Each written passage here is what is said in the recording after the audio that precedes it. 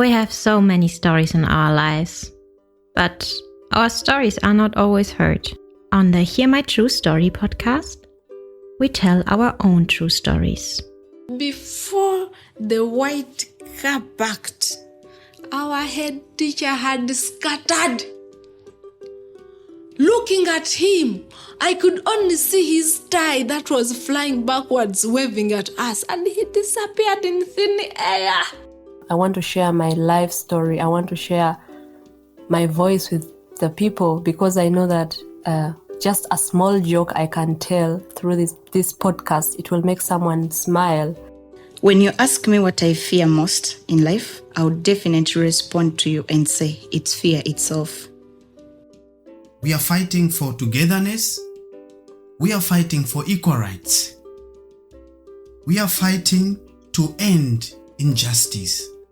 You don't have to be a storyteller or writer because, guess what? Life writes the best stories. Hear my true story. Because at that time, the opposition was left with an image that all artists are supporting President Museveni. And then I came out with this hip-hop voice that he shared. But also I used that momentum to put out songs like Nchuka Chuka. Some of these will reappear on essays of revolutionary MCs. But I said, Okuva we nazalibwa kulembera manyomo, bameya be bachuka yente bajiwome romo, mazima mukoye na yechintu tachivamu, chuka chuka jampa mwana watu tenzi jamu. You know, it was more since I was born, I haven't seen another president. I only see the mayors changing from time to time. Yet the change he's, bringing to me, is not felt in my society. So really, it's been hip hop. It's been, the times that I've grown up in. This is your favorite time of the week with your number one podcast. Hear my true story. Yeah, my dear listeners, welcome to Hear My True Story podcast. It is me, your host, Otako, and I'm really excited to have you again this wonderful week. Anyway, what I can tell you, we have an exciting guest who's going to tell us their personal story, their personal experiences, and what they do and why they do that. So at the end of the day, we shall hopefully get to learn from our own experiences from the guest, my personal experiences maybe also. And then maybe if you are really inspired by our stories, you can also share a story. Or maybe you can also really learn something from us. Yes, and for those who are listening for the first time, this is Hear My True Story podcast. And it is me, your host, Otako, and I'm really excited today to have my guest. This week's special guest on your favorite podcast. Hear my true story.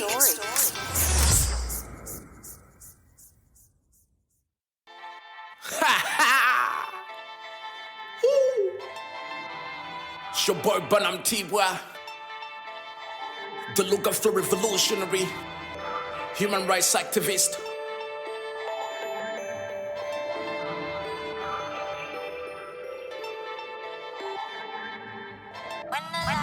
Lights, camera, revolution. Mutibwa ndi mutonto myakusomesa education. Nonya zi solution. Tekeye chiteso mu lukiiko. Motion kubanga baana babula. Toni konya zimira. Mama zala sasira. Asulaga kabo mwana. Tata jasula. Asula sabo omutanda. Tata bene sasira.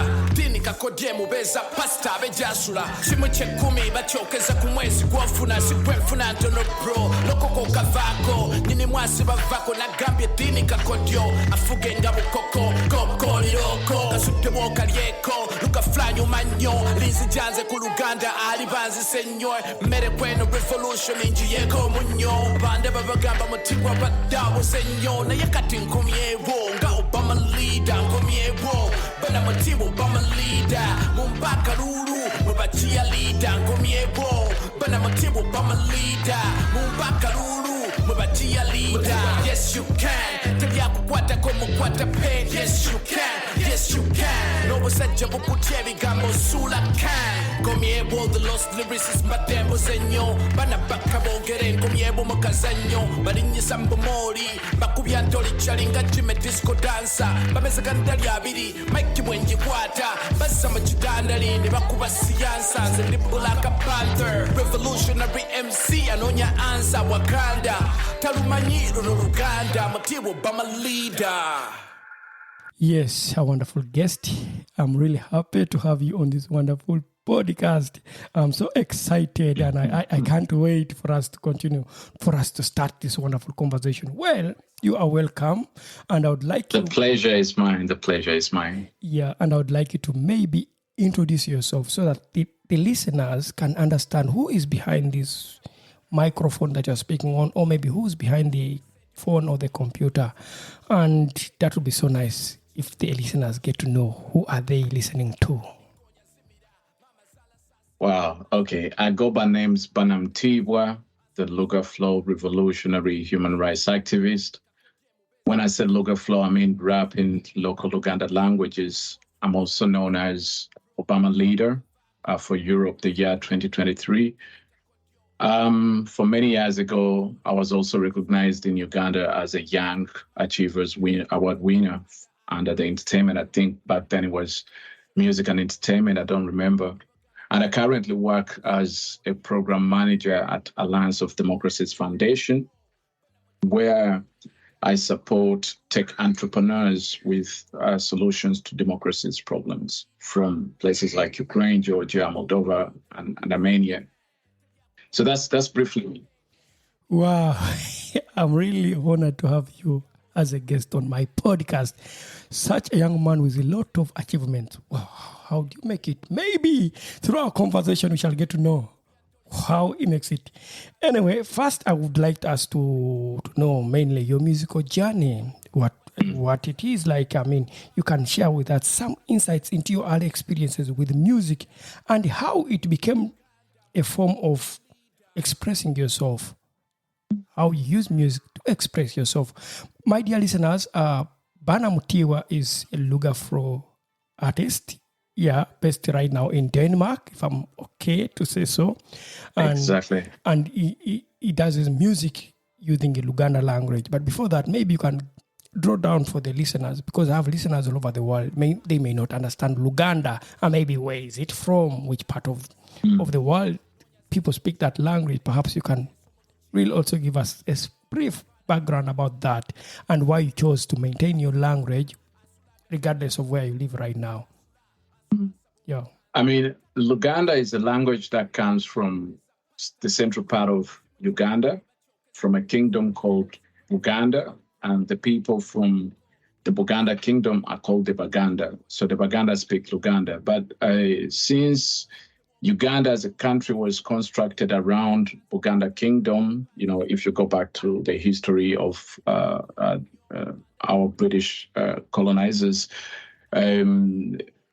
and then, you know, all the other kingdoms came together. So Buganda constructs such a large part of Uganda that Luganda is also the widely spoken language among the local languages in Uganda. That's not to say that all the other languages are not big. They are big. For example, if you come from the central part of Uganda, Kampala, and you travel 1 hour away, you usually tend to use English and not Luganda because English is the official language. But yeah, still, for me, Luganda represents my uniqueness, my identity, but a way to express myself and reach the people that I want my music to reach first and most before it traverses the world. But really, to understand my musical journey, I think you need to go back to the mixtape that I released on December 12th, the 12th of December 2012. Uganda Passport, the mixtape. But really what I was trying to explore on Uganda Passport, the mixtape, is the world that I was beginning to understand I said in the intro, njagala okuba turavola atambula nga tabula agissa mu nkola ekitambuliiso kye nga kyejjula omusazi bw'ensale atata abasazi bansawo agenda mu nsi z'entalo. So it is these things, I aspire to travel the world, but I saw that I was also limited by the document that I was carrying. And the limitations of this document mirrored sort of the society that I was coming from, the chaos created by the corruption. And then I saw this way of expressing myself, Lugaflow, as a way to escape all these cases. So I couldn't avoid becoming political. I'm taking fast forward just to capture what led me to this musical journey.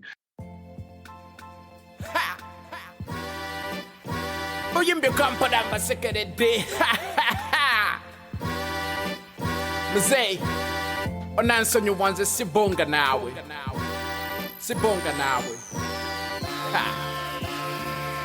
Yo.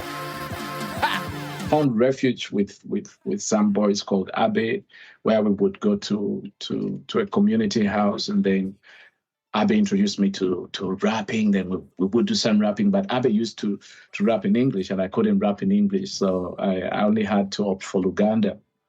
And then from Abe, of course, now I had acquired my computer. I started collecting rap in Luganda.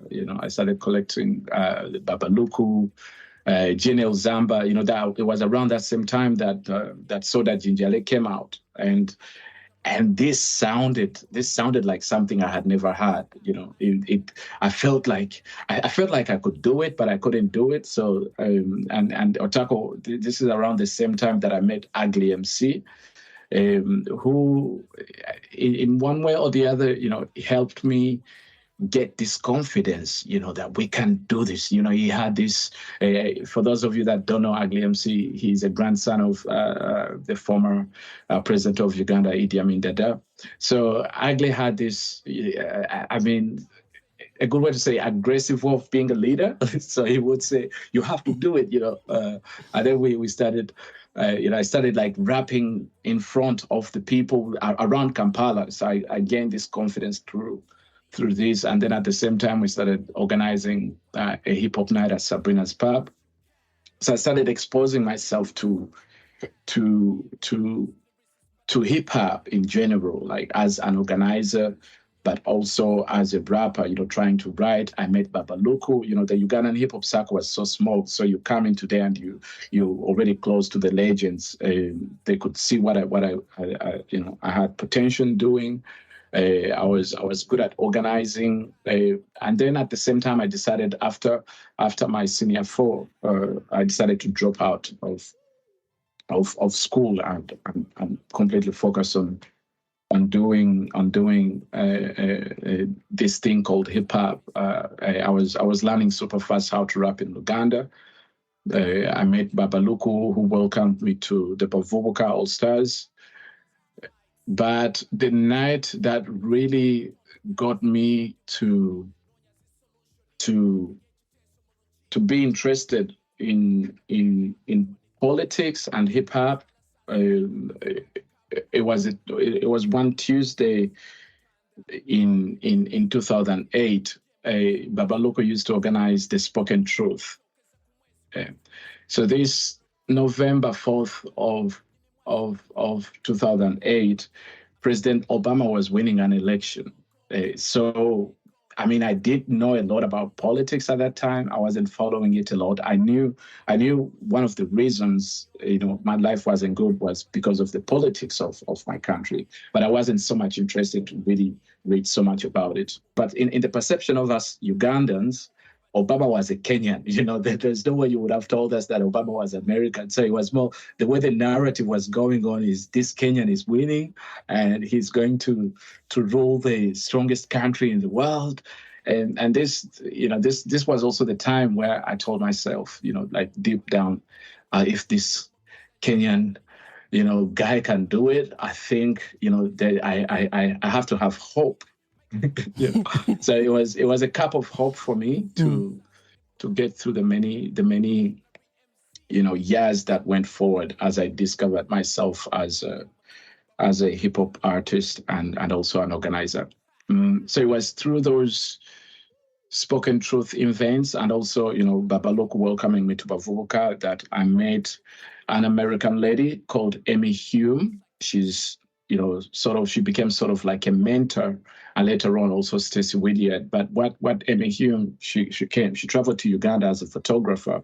Here we're talking about 2009, early 2009. And then she was there to introduce End of the Week Uganda, which was like sort of an MC challenge that advances, the improvement of MCing through a rap competition. And then I participated in the very first End of the Week rap competition. I didn't win. This was won by a Ugandan MC called M33 Bwango. But then, I became good friends with Amy. So Amy saw something in me, and we started working together to actually initiate a chapter. So I became like sort of a co-founder of End of the Week Uganda. But also what Amy helped me to see was that, Uganda was more than Chibuli, where I had partly grown up, Namasuba, Kabowa, Machindie, all these places. So we started traveling to Jinja. We started organizing events in Barara, Gulu, Kitigum, and so many other places. And really what I saw that, despite the many tribes in Uganda, Ugandans were united everywhere you go. We were united in this thing of being a Ugandan. And on top of that, I saw this culture of hip hop, in Kampala, you only used to hear about Lugaflow, which, people from other regions took it as only Luganda.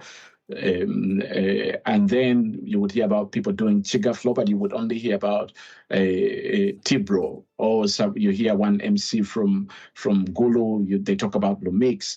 So I got exposed to all these impressive people using languages to express, to escape the chaos in their societies, to express themselves. So I started learning that the world was bigger than my small community. Uganda was bigger than that. And at the same time, the first chapter of Emmy ended when we organized the End of the Week finals in Uganda. This produced MCs like The Big Trill, who was one of the finalists. So we got finalists from all these regions. And then we invited actually GNL Zamba to be one of the judges. This is where GNL Zamba spotted Big Trill. But that Uganda finals was won by Sino MC. So here we're talking end of 2009. And then the following year, Sino MC had to represent Uganda at the End of the Week World Finals in Germany. And I had to travel along as an organizer.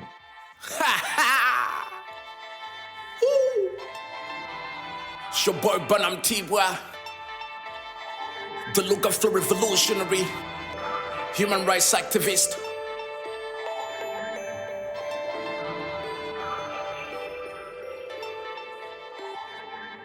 I was both an MC doing rap in Luganda. I know I had started getting interest into politics. We were living into the Obama era. There was a lot of hope around those years. And then my world had opened beyond just Kampala, Uganda, but also now I was traveling Uganda with these Americans, Stacey Wydiard, big up to you. And I knew I could travel the world. I had a hope to travel to Germany for the first time. Now you are traveling the world, moving from one country to another. So it is something big, according to me, as an artist who was performing in Uganda, as a theater artist. I don't know about the hip-hop artist in Uganda. How was it? Was it something really special that someone traveled and performed outside the country? Was it something really that could make a big issue? One of the biggest wins at that time in the Ugandan hip-hop society was to travel abroad. Yeah. So anyway, and then that opportunity came. I remember I was the one, organizing everything, trying to work on the paperwork of me and Sino. And then one interesting day was when we came on that day and we had to go to the embassy to get our passports. You know, I remember it was also around the same year I actually recorded my very first solo song in studio, which was Nebuoga Kaba, because I knew I was traveling to Germany, so I wanted to shoot a music video if I could. I was already planning ahead. And then when we came to the embassy, this lady on the other side, she told us, go and come back with your airplane tickets, and then we'll give you the visas. But I mean, it was around the same time, because the process had taken so long. The events had already started in Germany, so we couldn't reach, the organizers that had invited us. Remember, we couldn't afford to buy the tickets, so we started going around, calling all people. People are congratulating us. Oh, congratulations, blah blah blah. But we can't help you. But I knew that I got to think of another plan. So Saino, actually, her sister ended up selling her car so that she could buy a plane, so that she could purchase a plane ticket for him. And me, after trying for so many hours, I went to one of the, we used to do it at travel agents. I told him, brother, you know what? You gotta help me. This is an opportunity for me. So once in a lifetime, I need you to help me. Borrow me this ticket money, and I'll pay you when I come back. This is literally what I told him. He told me, I mean, of course I can't do that, but even if you had the money now, I couldn't issue you a ticket without your passport. Then on this click, I was like, oh, you know what, Saino? Actually, we can go back to the embassy and tell them we need our passports to buy the tickets. So we ended up going back to the German embassy, and then they gave us our passports with the visa in. Saino, of course, had to board right away because he had to represent Uganda at the World Finals that were going on literally the next day. Here we're talking the summer of 2010, and then. Because my mom, she was based in Juba, and I used to be like, the accountant. I'm from a family of three, where my mom raised me together with my elder sister and a young brother. But being the elder boy in the family, I almost, took on that role of, being the father figure in the absence of our dad for the many years. So I would save money for her because I had opened up an account, and she trusted me. So I was like, you know what, I gotta use this money. I don't have to tell my mom, because the reason I didn't tell her, she had, for many years ago when we were young, tried to travel to the US, and she was denied visa. So I was like, she didn't believe in those things of going abroad. She was like, so I thought, you know what? If I gotta do this, I don't need to tell her, let me use the money, but I'll put it back, which is also what happened. Actually, this is the first time I'm telling the story publicly. So I purchased the ticket, but I ended up reaching Germany a few days later than Saino.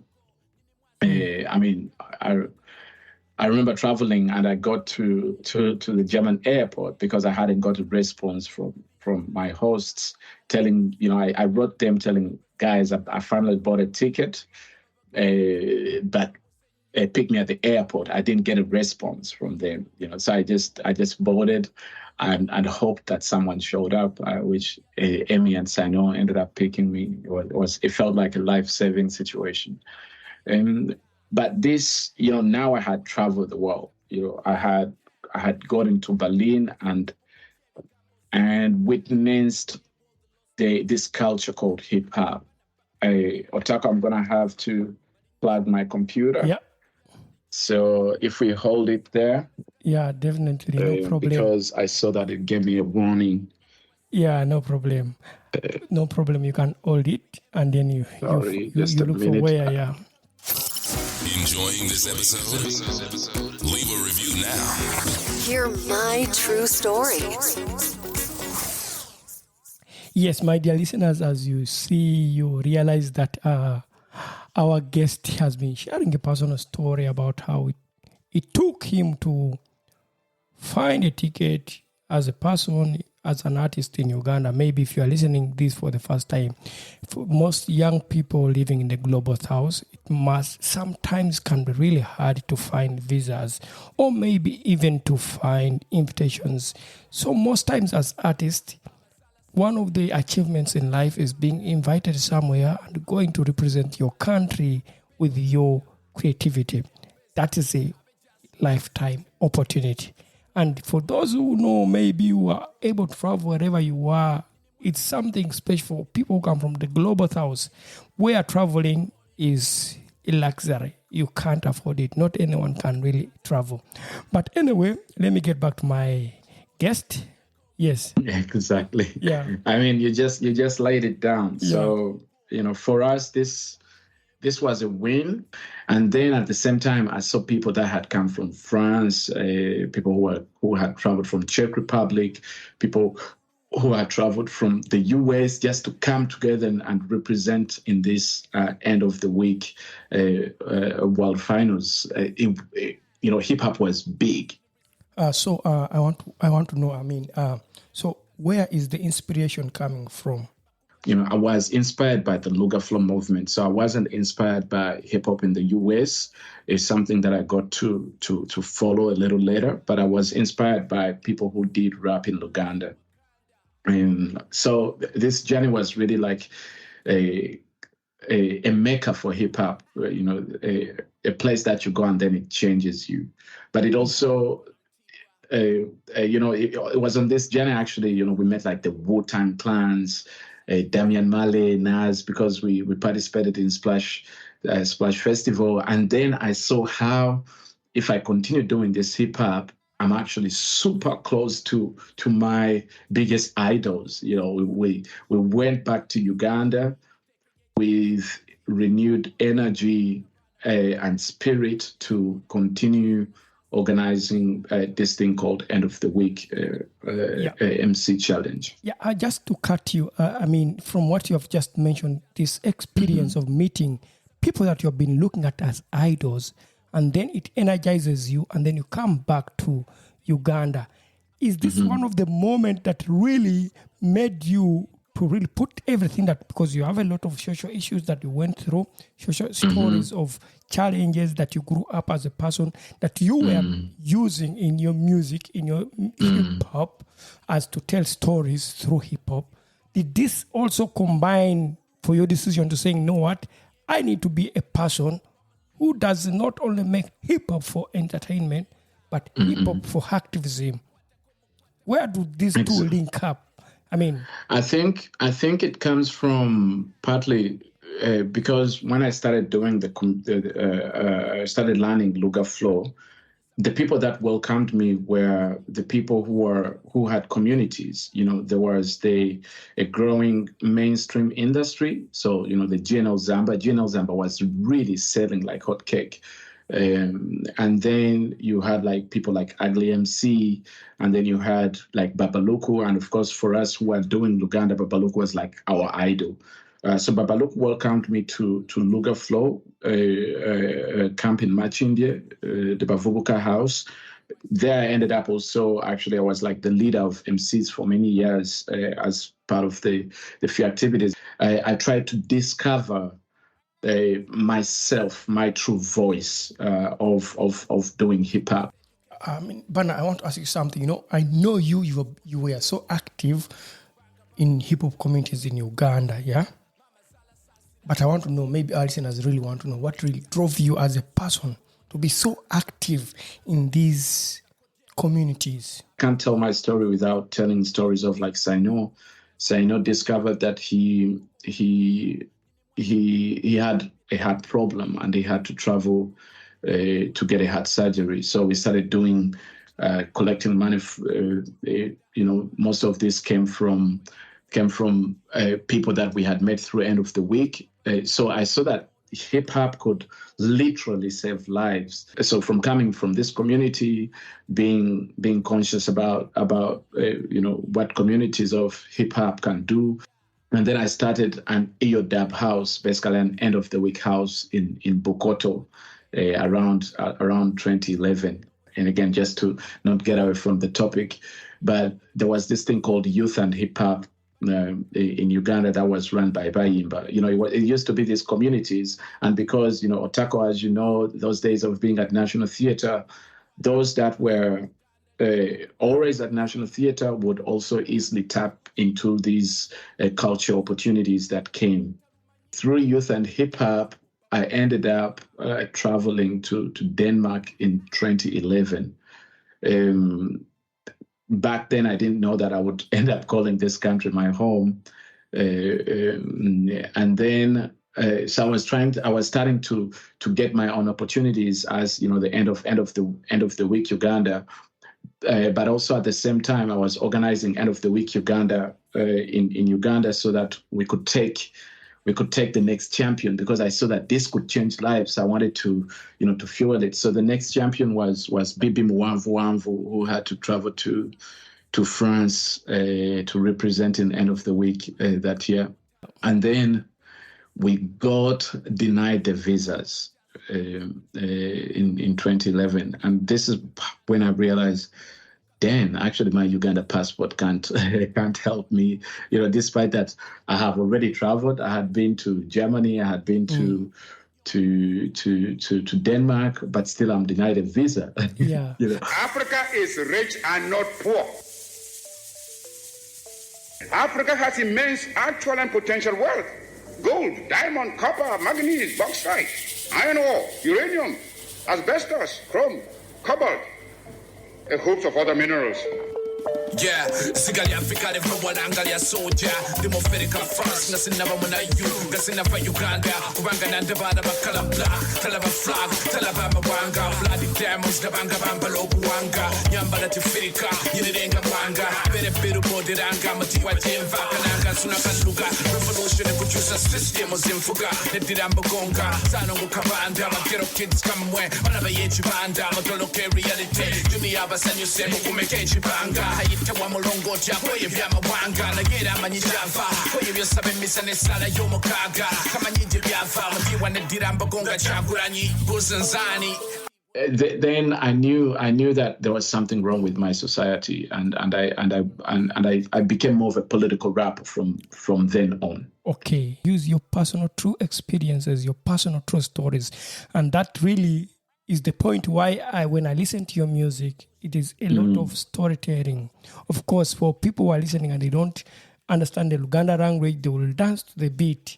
But for me, I will listen to the story at the same time I dance to the beat. And that's what I love about your hip-hop songs, your hip-hop music. It has the story. It has the background of the story. And now that brings me to something that I didn't plan, but maybe you're afraid to share about it. The policies of visas, Global South and Global North for artists. How did this denial of visas really to the other artists or to you as a person, how did it affect your creativity, perhaps, your emotions, your love for going out? And did you realize? I did a song on Uganda Passport, the mixtape, that is called Echuve Bulaya. And in that song, I was really talking about the disappointments of being denied a visa. Because for someone like Bibi Muwamvu, this was the moment when his career was shattered, in my view. He got disappointed. Myself, it blew me, but I had already traveled before, so it didn't actually kill my career. But this denial of visa for artists to travel can actually mean an end to their career, because usually they leave a stamp that leaves that evidence that you didn't get it. You didn't get permitted to travel to the activities that you were supposed to do. And every embassy looks back to that when you attempt to apply again. Some people end up just getting new passports. So it's all embedded in these bureaucratic systems that sometimes artists struggle from visa that comes from the relationship West has with the East, historically back from the colonial days, but until today, which is still maintained in visa systems. Yeah, I really get that. It is really heartbreaking. People who are maybe listening to this podcast, you may take it as something simple, but many young people and many people coming from the global south, the moment they deny visas, they really lose it down. However much they look at ways of coming to the global north to tell their own stories, perhaps do performance. Maybe some of them are trying to really migrate legally to countries and bring skills that these countries lack. For example, Germany, they are lacking labor. There is a lack of labor, But when people try hard, you see what happens. People take other routes.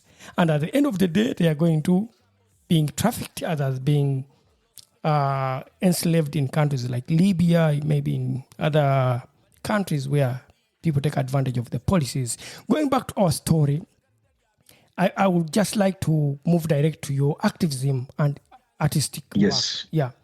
As in, could you maybe share something specific, maybe something that, why you chose as a person to fight, to use your music to speak against the dictator in Uganda, who's the Ugandan president, that's Yoweri Kaguta Museveni, who's the president right now in Uganda, who is also a dictator, which is true. So why did you choose that? Why did you, however much you moved to Denmark, you would have decided not to continue activism in Uganda and talk about social issues? Why did you continue to do that as a person? I think I saw that my voice was my only weapon. My voice was my only tool to change many people that came from a background like mine, or to change the people who are still like in a background that I had. And when I found that voice, I wanted to continue discovering it, but within the limitations of how much could you poke the government. So on Uganda Passport, it wasn't all political, but I had some political songs in there, like Neboga Kaba, but also like Walk to Work, which was sort of inspired by the Walk to Work movement back in those days. And also when I used to perform in Uganda, I used to fear, there was this fear that, I remember when I performed at the biggest culture festival back then in Uganda in 2014 was Bayimba. And I did a lot of these political songs. And I could see that, even the audience was intimidated. There was this sense of we're talking 2014. There was this sense of, you don't talk about the government.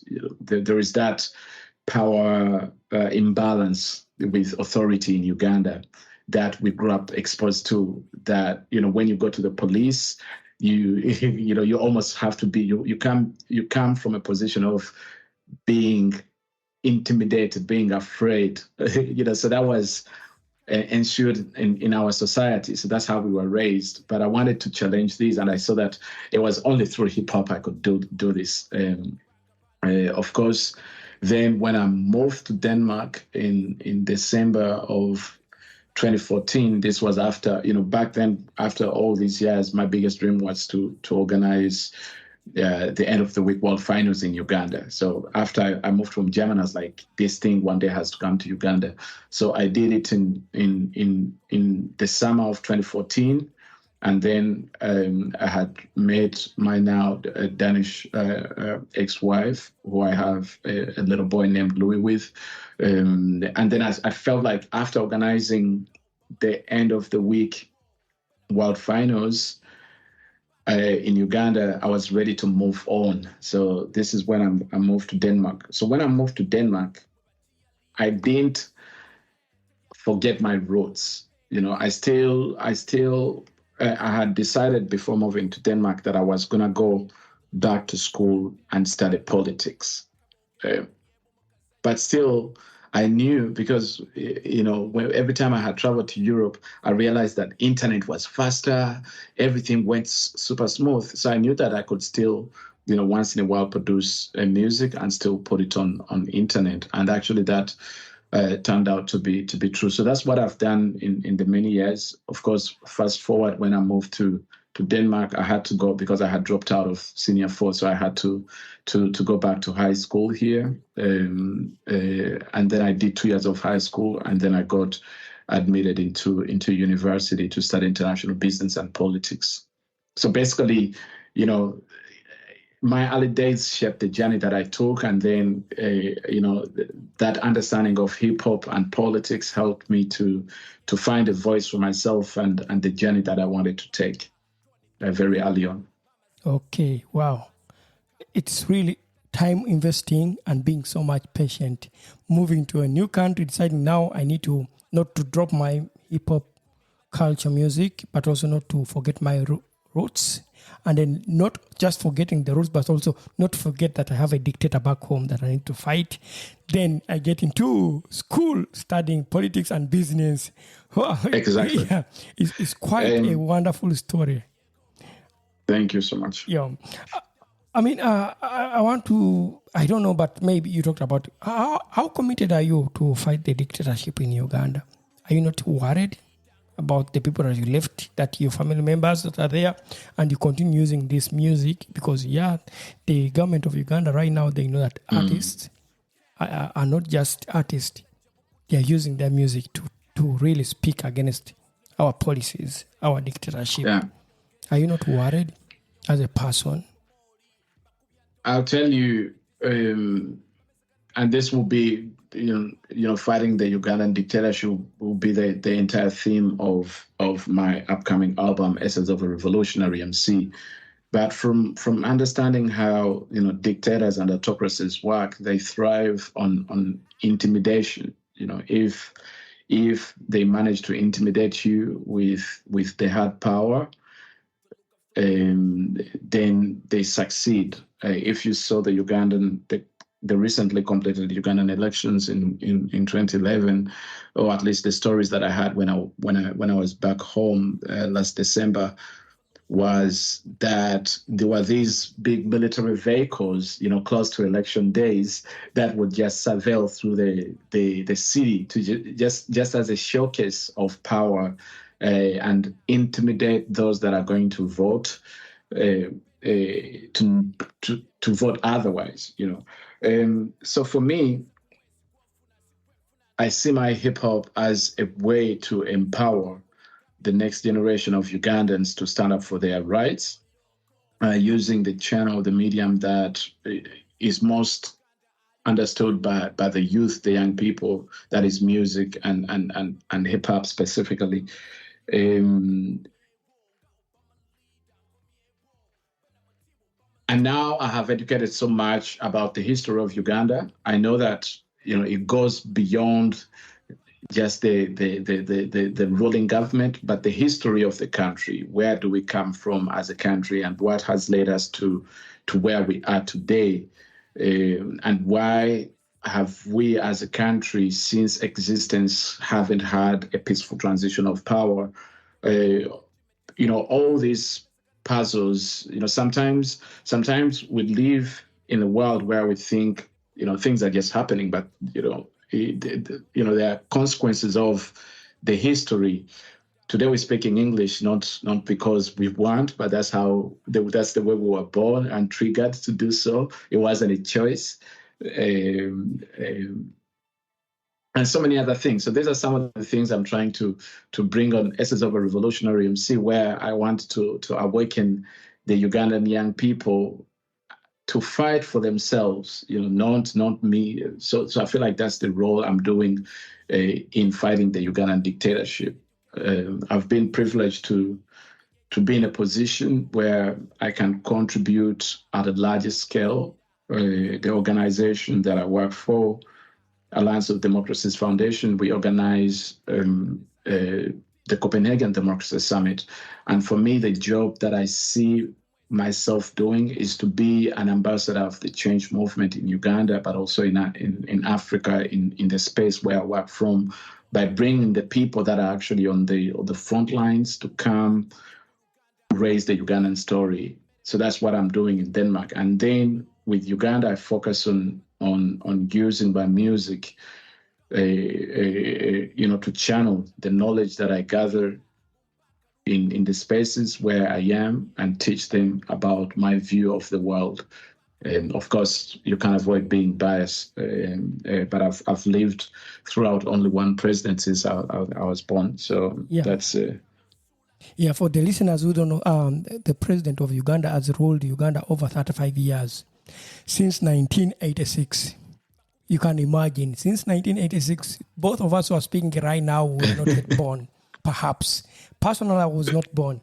So I was not born either. So, yeah. I mean, it's also, so the thing is, when I started doing political music, I was giving out music for free, and some of the music I made when I was in Denmark was more vocal. Like in 2015, I made a song called Tetubonga Nawe. This was as a response to when the artists got together to support President Museveni.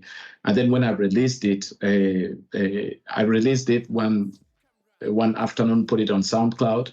And then I woke up the next day and the opposition leader of SJ had shared it, and then it went viral. So this for me was an eye opener because at that time the opposition was left with an image that all artists are supporting President Museveni. And then I came out with this hip-hop voice that he shared.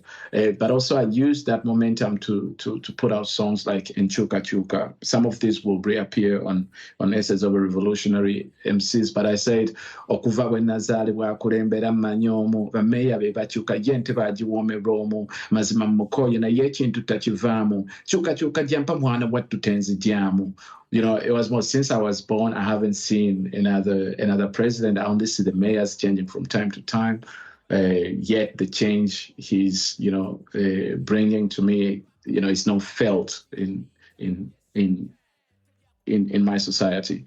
So really, it's been hip hop. It's been the times that I've grown up in, but also the security of moving to Denmark. That I felt like I was in a country where I could express myself. I had gotten back to school, and in my free time, I was like, why not become more vocal? And at that point, it felt like a tool that worked, and I felt my contribution was worthwhile. Wow. Yeah, I can really see when you have the security, you feel like, I'm able to speak. Why not speak for those who are voiceless? And that's where I come to ask you another question. How do you balance being a musician, a political activist, and you work in Denmark? How do you balance this? And life, as a single parent. I would say you have to be good at using the calendar. You have to to keep to your word about appointments. You have to stick to your deadlines. Personally, what happened is after I did international business and politics, which is one of the highly regarded educations in Denmark. It usually comes in top 3. And then I got this job where after I finished my bachelor's, they offered me a job. They were like, if you want to stay, you can stay because we see that you know what you're doing. I mean, I was starting in a position I had already, ran a career back in Uganda, and then I had to come to Europe and start off again through the education system. So in the work environment, I was I could easily, shine out due to the experience. I actually want to, one of the topics I want to explore is, this idea of lost experience. Sometimes every time when we move to new places, there is some experience that we have that never counts, but that's a story for you. And I mean, I will come to that later on. I really like that experience because my listeners would like to really enjoy that part of it, because as we continue, because of time, I have part 1, I will have part 2 and part 3. But because right now I want to really conclude with part 1, that's why I wanted to know how you balance it as a parent, as a single parent with the kids, and then doing activism. Yeah. So, I mean, for me, my music, it was a deliberate decision. I think we're going to end on this note that I saw that after I got a full-time job, my life was very busy. You know, I would come from work. I was happy about my job. Then I would see my son, and then I would see my friends. It was very practical. Then I got a girlfriend at the same time. And then in the start of actually this year, this is when I decided to return to music. So music is a new mix in all this, but I've decided, because I got selected by President Barack Obama to be an Obama leader with the Obama Foundation. And then I decided to return to music because partly I was selected for that. But music has become like a therapy for me to escape the hamster wheel and be creative. And it fits in very well that I don't need to find time for it. It's my creative escape process. So everything else is in the calendar. And then whenever I have a gap, I channel back to my music and try to work on my Essays of a Revolutionary MC. Wow. I see that. I really understand that. I understand your story and I really can connect with it, what it means to really find your way out and then find what is your therapy. My therapy is sharing personal stories. My therapy is doing podcasting. My therapy is storytelling. And then I can understand that your therapy is music and hip hop. Wow. So anyway, before I something came up and I wanted really, maybe our listeners would really like to know. Do you have any challenges that you face as a political activist living right now in Denmark, but also in Uganda at the same time? Do you have any challenges as an activist right now who's outspoken? Yeah, because your music is being shared by political activists like the former presidential candidates, Robert Kyagulanyi Ssentamu, Dr. Kizza Besigye, all these prominent political leaders in Uganda are sharing your music. They use your hip hop to reach the young people. Don't you find I'll tell you, challenges? in December, because I know Uganda. In December, I traveled to Uganda. Of course, I hadn't been there for some time. And then one of the things I had to do is I had to deliver an invitation letter to Copenhagen Democracy Summit to President Bobi Wine to come present at Copenhagen Democracy Summit, which he eventually did this year. But after I visited him, there was this sense of insecurity, fear that comes from just visiting a political opposition. I felt like I was surveillanced all the time. I felt like, the borders were coming behind my back, and it felt like a paranoia.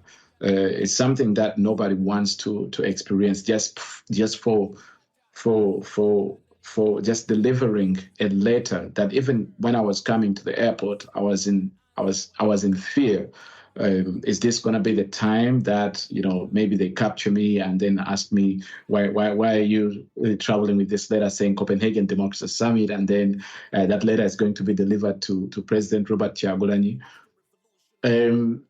So yes, these challenges are there, but there is also a need for some people to be brave, because if we live in fear, we're not going to be able to change the masses, the majority of Ugandans that are being oppressed. So we all need to do what we can in our different capacities and not be intimidated by the people that are using the guns. I think there are more creative ways that we can do it, and one of those ways is through music and theater and movies. And I think many creatives have started to realize that. Personally, I think for now, I don't think I can travel to Uganda. Throughout this year, I've been also a close friend with President Robert Kyagulanyi aka Bobi Wine, and I think in Uganda being a friend of Bobi Wine is a crime in itself. So best if I stay in places where democracy and human rights is respected at this point in time. Yeah, I understand that. It can be a bit challenging. I mean, I do activism as a person, but now I use my mouth and my storytelling. But of course, I also pay attention to people I left back home. I can be brave. I don't know about your parents, your mother, your brother, your sisters, if they are affected by your activism back in Uganda. Don't they get threats?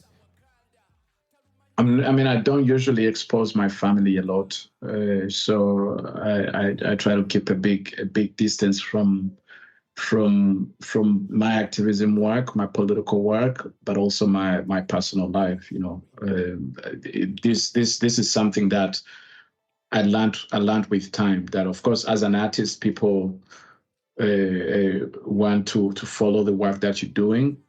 But within those, there are some people that you might hurt because of my activism work. So I try protect the people closest to me as much as possible, so that they don't become victims of that.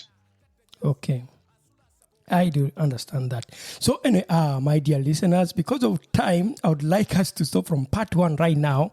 And next week, we shall be starting again with part 2 with our guest. Before I say maybe part 1 bye, would you like to say a message to any young artist, any young person, wherever they are living right now, or maybe they left their home country, they moved to Europe, doing their work, but they still think about home and they want to continue doing their activism or doing their work? What message would you leave them that can make them really have more hope to continue with work?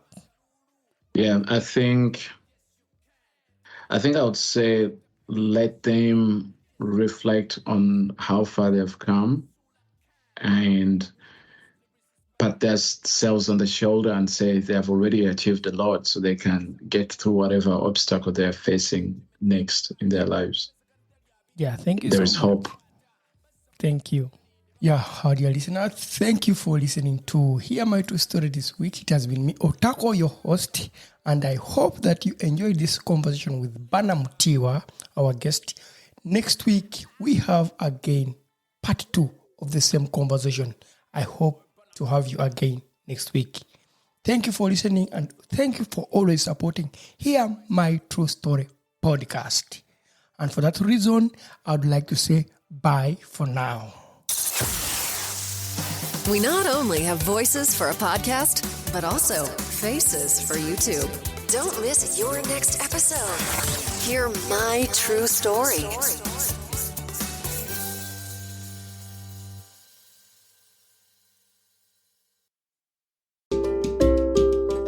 Thank you for listening to our podcast, Music by Edwin Matovo, hosted and produced by Otako. Subscribe to our podcast for more stories and visit us on our website, hearmytruestory.com, for more stories. All the links are listed in the show notes of this podcast.